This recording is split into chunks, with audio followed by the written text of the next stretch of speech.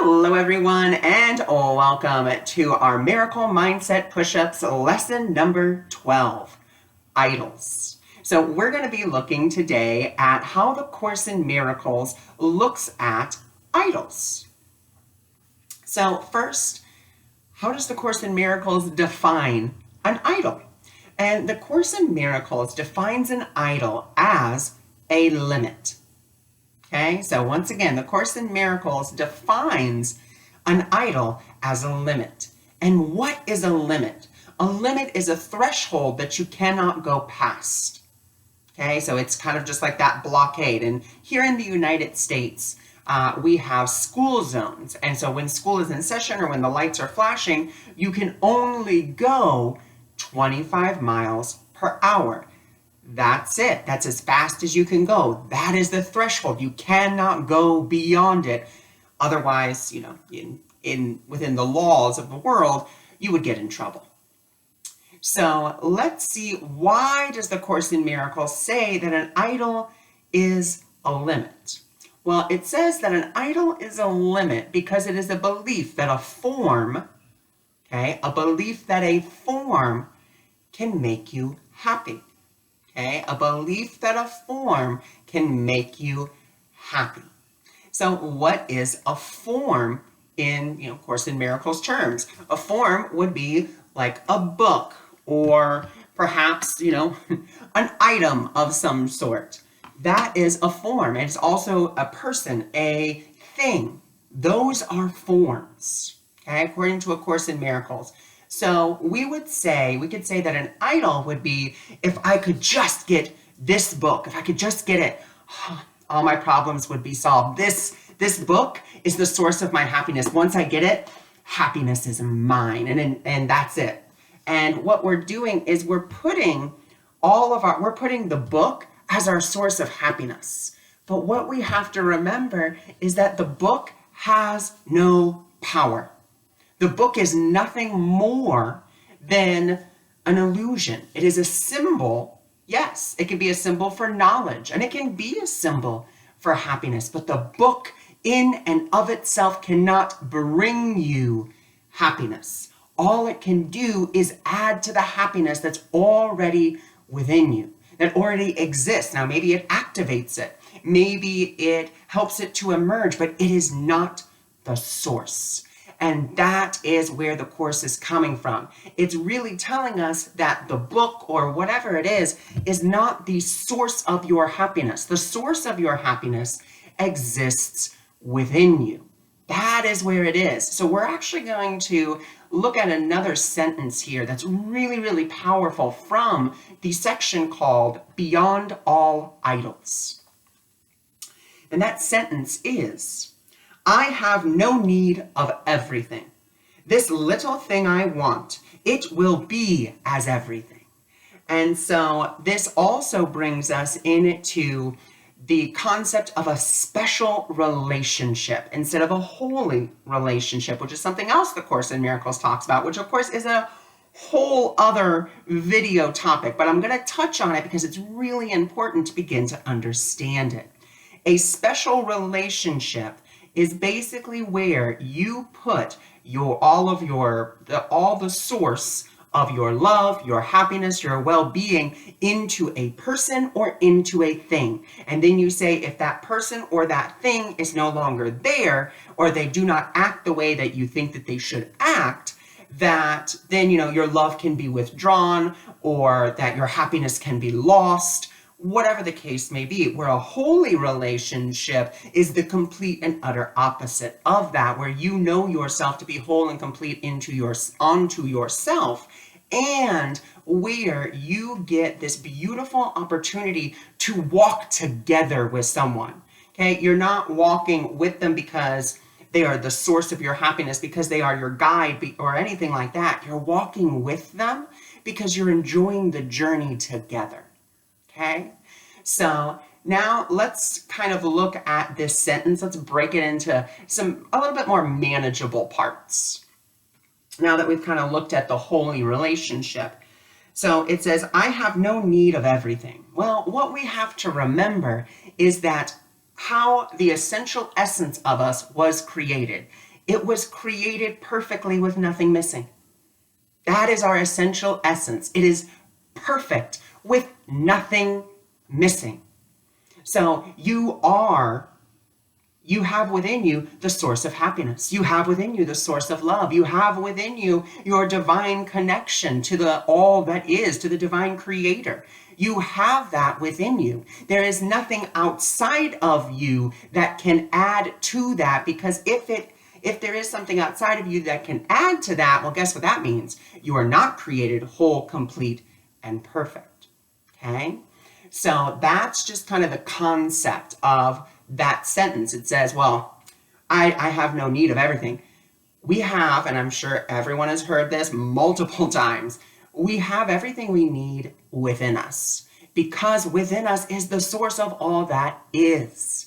And it is when we begin to get with this word, which is the second part of this sentence, this little thing I want. And you see I put up my pinky, and for those of you that have watched me for any extended amount of time or have mentored with me, you know that this is my symbol for the ego, the little I. When our little I comes up and says, I want that. I want that. A want comes in the way of a form. That's usually, I want that amount of money, or I want that sandwich, I want, what that person's having. It usually is a form. So that, and the form we know is what the ego thinks it wants. Oh, that form's going to bring me happiness because that person's happy. So I want that thing because that made them really happy. That book or that podcast or that salad, that sandwich, whatever the case is. And so we want to actually go underneath our want, and we want to go to desire, because a want is a form. A desire is a state of being. And I'm going to say that again. I know I'm repeating a lot of things here, but this is just really how Spirit is guiding me to do this today. So ego comes with I want, which is a form.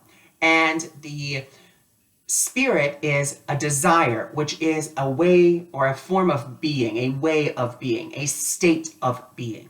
Okay? And so what we want to realize is, okay, underneath my want, there is actually a desire. There is a state of being that I believe that the book, the podcast, the sandwich, the salad is going to bring me, because I am not willing to tap into that natural state that is already within me. I believe that I need, an idol to get me there. And once again, the Course in Miracles is beautiful because it says you can still, if you're in pain, it's not telling you to be like, oh, well, I'm not a body, da-da-da-da-da-da-da. That's for a more advanced teacher. And, that really understands that concept. And that's great. And that's wonderful for them. We're not there yet. If we feel pain, we can, of course, remind ourselves that we're not bodies, but we can still go take the symbol, the Advil, the Tylenol, the ibuprofen, the valerian root, like whatever we feel, or, the willow root or willow bark, whatever we feel is going to help us, the symbol to help us to alleviate that pain. It's all the Course is really telling us here. It's just saying to not get caught up in the form. It's not telling you that you can't have cars. It's not telling you that you can't have money. It's not telling you that you should be a hermit. It's not telling you that you should be destitute. Not at all. It's simply asking you, don't get caught up in the form of things. That's all that's really being asked of us. Because our happiness is already complete within us. And when we seek for a relationship, when we seek for people or things to be our source of happiness or whatever, we've simply forgotten that that state already exists within us. So the symbol that we pick is really just a reminder of what's already there. And so something that I like to say for myself is that things don't add to, or things add to the joy that's already within me. It adds to my happiness. It is not the source of my happiness. So, this book may add to the happiness that's already within me. It may activate it, but it is not the source of it. Because if this becomes the source of my happiness, this becomes maybe the source of my confidence, this becomes the source of, whatever, well, now I'm limited. Why am I limited? Well, because now I can only go as far as the book goes. I can't go any farther than where the threshold is of this, because I'm not willing to go beyond that idol, because I believe, oh my God, this idol is the one and only thing. And I'll actually tell you a personal parable about that.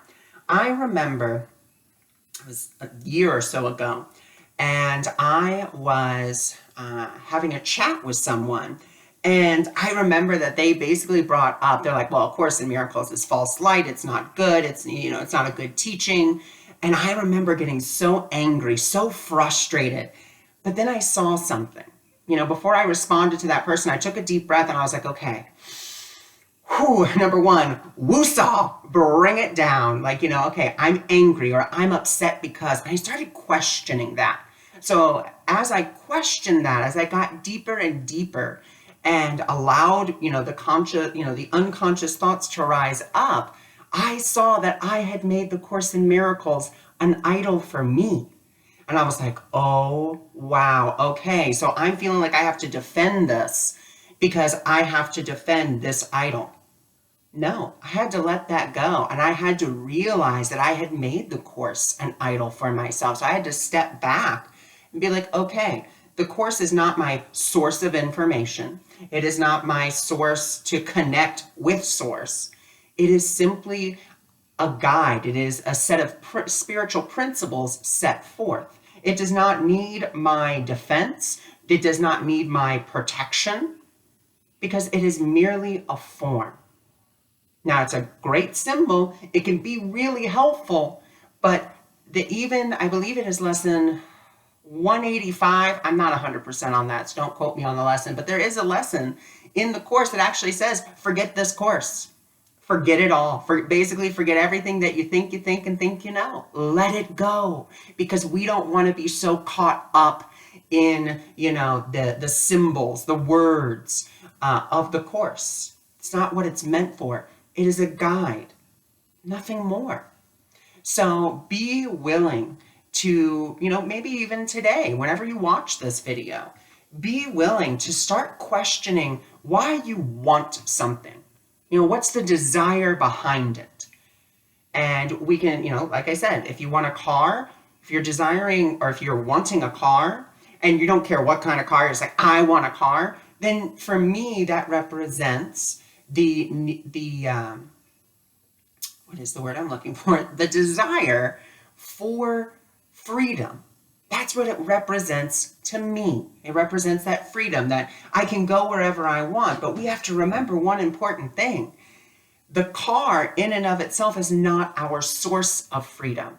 Our source of freedom is already within us, because we have the freedom to choose. We have the freedom to, perhaps walk around. We have the freedom to daydream. We have the freedom to, do so many different types of things if we choose. So we have that freedom. Perhaps you want to win the lottery. Well, to me, winning the lottery really just represents you want financial security. And really underneath financial, you just want security. You want to feel safe. You want to feel provided for. And once again, money is not the source of your security. Money is not the source of your happiness.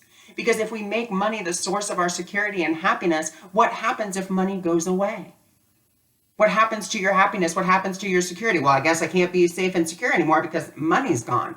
Once again, it doesn't mean that you can't have money. It just means that money is a tool. Money is a symbol.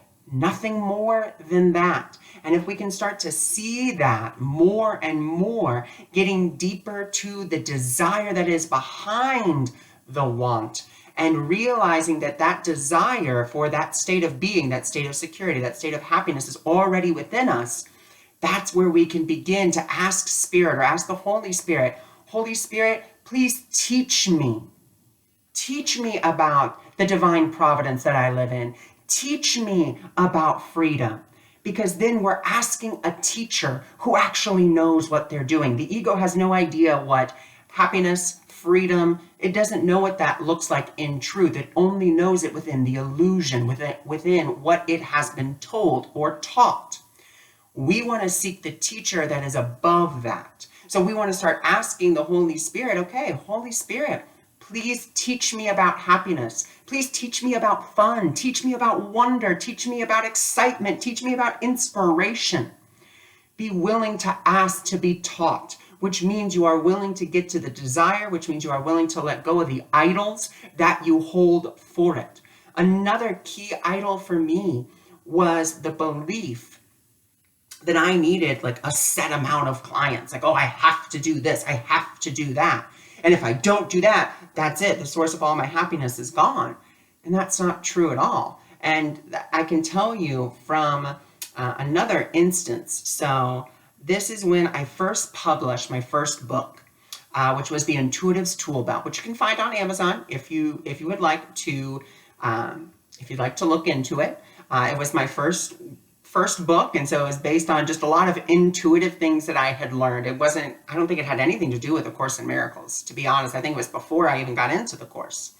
But anyway, I had this belief that no one's going to buy it because I don't have the money for marketing. I don't have the money for this. I don't have the connections. I'm a brand new author. You know, I could definitely have my family buy it, and I could maybe have some friends buy it.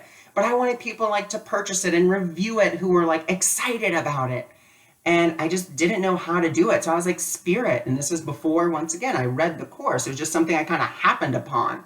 And where I was just like, okay, Spirit, I need your help to do this. I don't know how.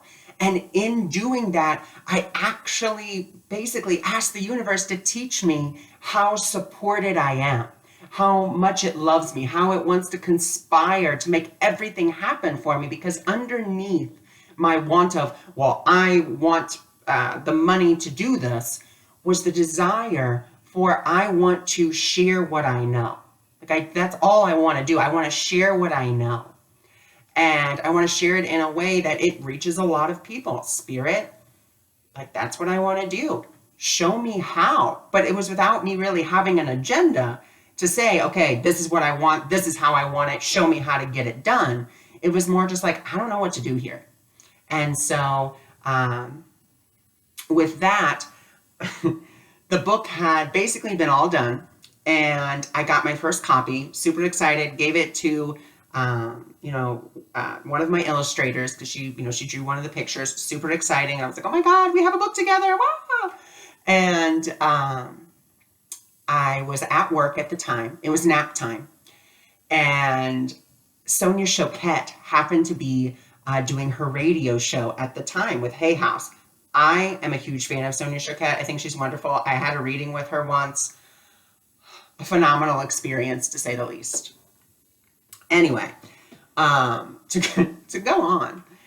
So I was, sitting there, and I didn't think I was going to be able to get on. I was just like, whatever, I'll try, I'll listen. And it said, press 1 to get into the queue. So I pressed 1, and, it's like, you're in the queue. And I was like, whatever, I'm not going to get on anyway. But I'm going to just listen. And she was talking about, like, how to live an intuitive life and so forth and so on. And I was just listening. And then someone gets on and is like, can I have your name and your birthday? And I was like, what? Yeah, Ron Schaefer, 7/23/86. And they were like, okay, great, thanks. And I was like, Sonia will be with you in a minute. And I was like, oh my God, I'm gonna be on the radio with Sonia. So, all the kids were asleep. Everything was great. And then what do you know what happens? I have 2 of my chattiest parents walk in, and I was like, oh my God, I'm gonna miss it because they're my priority. That would have been great and wonderful, but they're my priority. Well, they were in a rush. They were like, we gotta go. And I was like, oh, here's your kids. Have a great day. And so they left the classroom. I still had a minute to sit down. And then Sonia's voice comes on. She's like, hi, Ron. And I was like, hi, Sonia. It's so great to, talk with you. And then she was like, how are you living an intuitive life? And I was like, well, I was guided to write a book. And so I did. It's called The Intuitive's Tool Belt. And so I was just telling her about some of the synchronicities. And she was like, well, because you're willing to live an intuitive life, send your book to me. And I was like, well, what? And she's like, yeah, send your book to me. I'll put it in my newsletter. And I was like, I'm sorry. Can you say that again? And she was like, yeah, just send it, email my assistant and he'll get you, um, the address. And I was like, oh, okay. And then she was like, well, have a great day. And then like just the call ended. Let me tell you, I started sobbing, like just sobbing. I was like, oh my God, Sonia's gonna help me, oh universe. And just thanking the universe, calling my friend after, or got into the car. My mom's like, what's wrong? And I was like, Sonia's gonna promote me, Mom. She's gonna do it. She's gonna look at my book and she's gonna put it in her newsletter. So I cried about it, and then I called my friend and cried to her about it. These were all just tears of joy, because I was like, I just could not believe how the universe orchestrated all that for me by simply, unbeknownst to me, asking a question that I didn't even know, like my ego didn't know the answer to. And Spirit's like, now I get to surprise you. Now I get to show you, how loved you are. And so that was just a really wonderful experience to have. But once again, it's because I let go of the idol. I let go of what I thought that I knew, and I was willing to be taught. I was willing to be shown. So that's the same invitation I want to give to you. Look at your idols. Look at the things that you say that you want that are going to bring you happiness, and then be willing to look underneath them, to the real desire that is behind them. So thank you for joining me. Thank you for being here. If you are interested in learning more about me or my services, you can of course go visit my website, awakeningmiracles.org.